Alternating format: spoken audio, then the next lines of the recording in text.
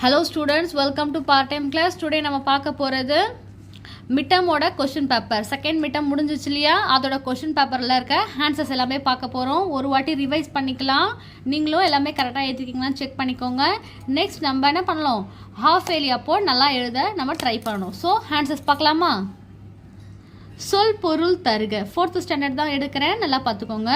சொல் பொருள் தருக. நித்தம் நாளும் ஆவல் விருப்பம் தரணி உலகம் ஏற்றம் உயர்வு நேர்த்தியான சீரான பிரித்து எழுதுக. பெயர் இல்லாத பெயர் கூட்டல் இல்லாத அக்காட்டில் ஆ கூட்டல் காட்டில் வேண்டுமென்றால் வேண்டும் கூட்டல் என்றால் வெண்புகை வெண்மை கூட்டல் புகை எனக்கில்லை எனக்கு கூட்டல் இல்லை சேர்த்து எழுதுக. பாருங்க, அசைய கூட்டல் இல்லை அசையவில்லை. இங்க பாருங்க, வில்லை வி போட்டிருக்க.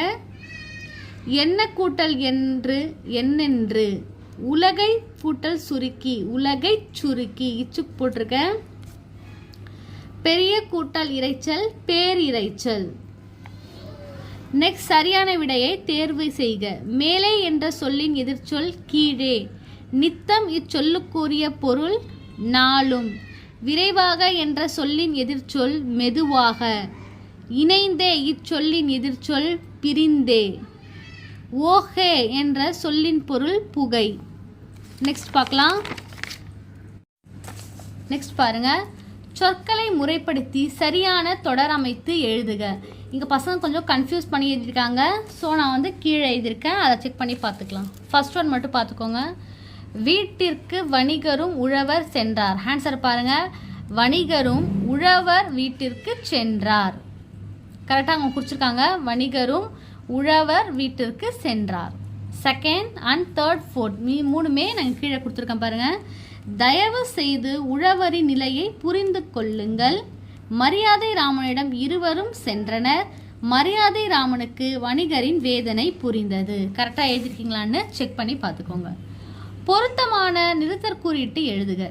இங்கே பாருங்க, ஐயா ஆச்சரியக்குறி மன்னித்து விடுங்கள் லாஸ்ட்ல ஃபுல் ஸ்டாப் வைக்கணும். என்ன இப்படி செய்து விட்டீர்கள் கொஸ்டின் மார்க். நன்றி கமா நண்பர்களே ஆச்சரியக்குறி. எதன் மூலம் பயணம் செய்தீர்கள் கொஸ்டின் மார்க். அருவியில் தண்ணீர் கொட்டும் ஃபுல் ஸ்டாப். ஒழுங்கா எழுதிக்கோங்க. இதை நீங்கள் இதை அப்படியே நீங்கள் காப்பி பண்ணி வச்சுக்கிட்டீங்கன்னா நெக்ஸ்ட் நம்ம ஆஃப் இயர்லி ரிவிஷன் அப்போ ஈஸியாக இருக்கும் உங்களுக்கு. நெக்ஸ்ட் பாருங்க, அகர வரிசைப்படுத்தி எழுதுக. நீங்கள் இந்த மாதிரி கொஷின் கேட்டாலே நம்ம என்ன பண்ணணும் அப்படின்னா இந்த மாதிரி பக்கத்தில் எழுதி வச்சுக்கோங்க. அப்போ தான் ஈஸியாக இருக்கும். பாருங்கள், இது மாமா மீமி அந்த வரிசையில் இருக்குது. ஸோ அதனால் எழுதியிருக்கேன். மாமா மீ மீ மு மூ மே மே மை மோ மோ மௌ. So easy. ஸோ மால என்ன இருக்குது பாருங்க, இருக்கா மகிழ்ச்சி மா மாதம். ஸோ அந்த மாதிரி நீங்கள் என்ன பண்ணிக்கலாம் 1 2. நெக்ஸ்ட் மீ மீ எங்கே இருக்குது பாருங்க, அதற்கு மிளகு 3 அண்ட் மீ. அப்புறம் மூ 5. நெக்ஸ்ட் மூ மூட்டை இருக்கு 6. மூக்கு அப்புறம் என்ன இருக்கு மே பாருங்க, சில மெட்டை இருக்கு 7. மே 8. மை மைனா 9. 10 மொழி. பாருங்க, நான் இந்த ஆர்டரில் எழுதியிருக்கேன். மே மே மை மோ மோ. ஸோ ஃபர்ஸ்ட் மோ பாருங்க, மொழி மோப்பம் 11 அண்ட் 12. ஓகேவா? ஸோ இந்த மாதிரி கரெக்டாக நீங்கள் என்ன பண்ணியிருக்கணும், அந்த வரிசையில் எடுத்து எழுதியிருக்கணும். நெக்ஸ்ட் கொடுக்கப்பட்ட சொற்களை பயன்படுத்தி சொற்றொடர் உருவாக்குக. பாருங்க, மான் மான் வேகமாக ஓடும். காடு காட்டில் விலங்குகள் வாழும்.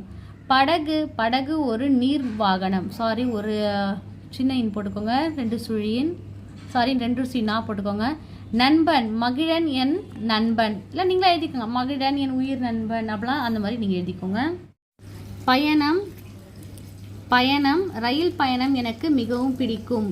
நீங்கள் மாற்றி கூட எழுதிக்கலாம். ரயில் பயணம் எனக்கு மிகவும் பிடிக்கும், ரயிலில் பயணம் செய்வது எனக்கு பிடிக்கும். நீங்கள் அந்த மாதிரி என்ன வேணால் மாற்றி எழுதிக்கோங்க. குறுகிய விடையளிக்க எவையேனும் 6.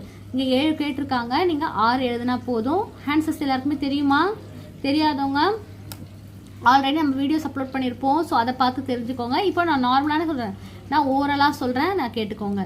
தோட்டத்தின் நடுவே காவல்காரர் எவ்வாறு நின்றிருந்தார்? தோட்டத்தின் நடுவே காவல்காரர் ராஜா போல நின்றிருந்தார். தகவல் களஞ்சியம் நான் தானே என்று எதை கூறுகிறது?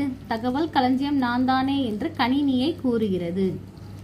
ஒகேனக்கல் அருவி எந்த மாவட்டத்தில் உள்ளது? ஒகேனக்கல் அருவி தர்மபுரி மாவட்டத்தில் உள்ளது. ஒகேனக்கல் அருவியில் சுற்றி பார்க்க வேண்டிய இடங்கள் 2 எழுதுக. என்ன எழுதலாம்? தொங்கும் பாலம், ஒகேனக்கல் அருவி நீர்வீழ்ச்சி, அப்புறம் என்ன இருக்கு? தேசநாதர் கோவில், வேற முதலை பண்ணை. ஸோ அவங்க 2 தான் கேட்டிருக்காங்க. ஸோ நீங்கள் 2 எழுதினாலே போதும். படகில் செல்லும் போது விலங்குகள் ஏன் அலறின? திடீரென்று படகு ஒரு பக்கமாக சாய்ந்ததால் விலங்குகள் அலறின. உழவர் யானையை எதற்காக இரவல் வாங்கினார்? உழவர் யானையை தன் மகனின் திருமண விழாவிற்கு ஊர்வலம் விடுவதற்காக யானையை இரவல் வாங்கினார். பொம்மைக்கு காகம் என்னென்ன கொடுத்தது? கருப்பு கோட்டு, வெள்ளை சட்டை, சரிகை வேட்டி. எல்லாருக்கும் ஏன்னா இந்த கொஸ்டின் நான் ஏன் எழுதி சொல்லி தரல அப்படின்னா, ஆல்ரெடி இதோட வீடியோஸ் எல்லாமே அப்லோட் பண்ணியிருக்கேன். ஸோ நீங்கள் அதை செக் பண்ணி பார்த்துக்கோங்க. இது 1 மிட்டம் போர்ஷன் தான் ரிவைஸ் பண்ணியிருக்கோம். ஸோ அதனால தான் நான் இது எழுதலை. ஓகேவா? அப்படி உங்களுக்கு எழுதணும் அப்படின்னா நான் உங்களுக்கு ஷார்ட்ஸ் அப்லோட் பண்ணியிருக்கேன். நீங்கள் அதை போய் செக் பண்ணி பார்த்துக்கோங்க. ஓகே ஸ்டூடெண்ட்ஸ், இப்போது மிட்டம் போர்ஷன் நல்லா ரிவைஸ் பண்ணியாச்சு. நெக்ஸ்ட் என்ன பண்ணலாம்? இந்த ரிவைஸ் பண்ணதை நீங்கள் மறுபடியும் வீட்டில் ஒரு வாட்டி எழுதி பாருங்கள். நம்ம நெக்ஸ்ட் அடுத்த ரிவிஷனுக்கு பார்க்கலாம். ஓகே, தேங்க்யூ ஃபார் வாட்சிங்.